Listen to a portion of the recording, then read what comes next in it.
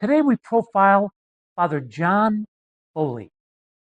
He grew up in Chicago and enjoyed what he called a privileged upbringing in the northern suburbs of Chicago, as his father owned a Buick dealership.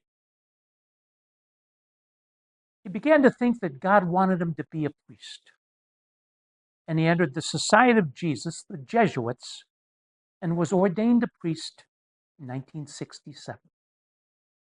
He spent 34 years in Peru as a missionary and salesman for God. He toiled in 3 of Peru's 5 Jesuit-sponsored schools that served students in kindergarten through high school, and became the president of 2 of those high schools during his tenure in Peru.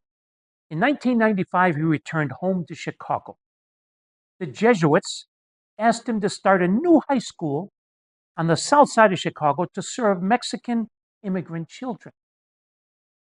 There was one major problem. The Jesuits had no money to fund the school. Father Foley had to figure out how to raise the needed dollars, and these children and their families had no money. Father turned to Richard Murray, a management consultant who had worked with third world countries to figure out ways to reduce their debt to the Western financial powers. A couple of weeks later, Richard Murray suggested that the 13-year-old students themselves would pay for their education by working at local companies. Every student would work 1 day each week in a white-collar professional setting through which they financed the majority of the cost of their education, gain real-world job experience, grow in self-confidence and realization of the relevance of their education. The students' compensation would pay about 70% of the cost of operating Cristo Rey, with the church, parents, and donors providing the rest. Father Foley then went to some of his boyhood buddies, who were now running major firms in downtown Chicago, to pitch this revolutionary concept. Coached them for 3 weeks on how to dress, how to shake hands, how to look at people, how to answer phones, take notes, etc., etc., etc. He then bused the kids from the school to downtown area, and the absentee rate was about 1%. If a young employee does miss and it's his or her fault, the student is fined $100, because that's about how much they would have earned that day. And he or she must earn back that amount in some way, usually on a Saturday or holiday. Father told me, Jack, the first day the kids went off to work, I hid in the closet, because I was sure by 10:30 in the morning, the employers would be calling and saying, come and pick these kids up. I don't know what to do with them. It's one of his favorite stories. Or as he told a 60-minute crew that featured Cristo Rey in a report on CBS in 2004, I thought the kids would be back in 15 minutes. And employers would be saying, are you nuts? What are we supposed to do with these 13-year-old kids? But what actually happened, Foley said in 60 Minutes, was the person in charge of the internship office was saying to me, Father, you won't believe this. The sponsors are calling us and thanking us for the students we sent. The rest is history. Today, the Cristo Rey network is comprised of 40 Catholic college preparatory schools serving 12,500 students across 24 states, serving urban young people through a miraculous work-study program. About 97% of Cristo Rey students either go to college or immediately begin to work. A few quotes.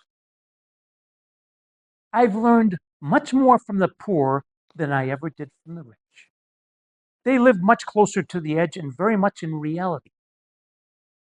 They don't kid themselves. When they're hungry, they're hungry. When they're desperate, they're desperate. They have their pulse on what human nature is really about and what life is really about. They're confronted with reality every day, a radical reality every day. The secret is to constantly take chances and see if this is what God is calling me to do today.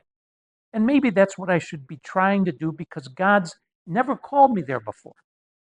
Extending ourselves and breaking down barriers in our own personal history, doing things, taking chances, is invigorating. It brings you closer to God because you can't do it on your own. There had to be a generous dose of saying, God, I don't have the answers here, but I think you do.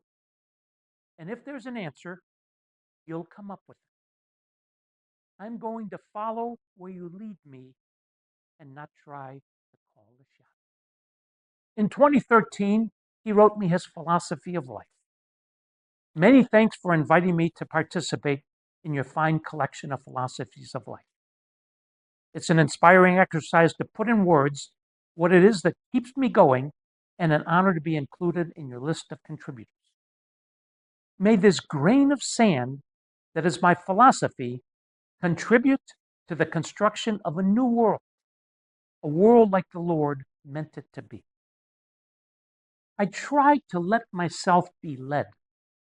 I firmly believe that God calls me to make the world a better place, constantly in everything I do.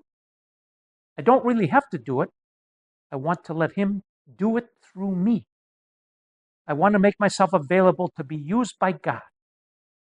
I think that calls for a certain passivity, along with an ability to move ahead even without being certain where I'm going or where I'm being led. God takes care of the results because God is in charge. Thanks again, Jack, for letting me be part of this project you have conceived to share our motivations with others. May your efforts bear fruit. Father John Foley, S.J. That's the story of Father John Foley. Thanks for watching.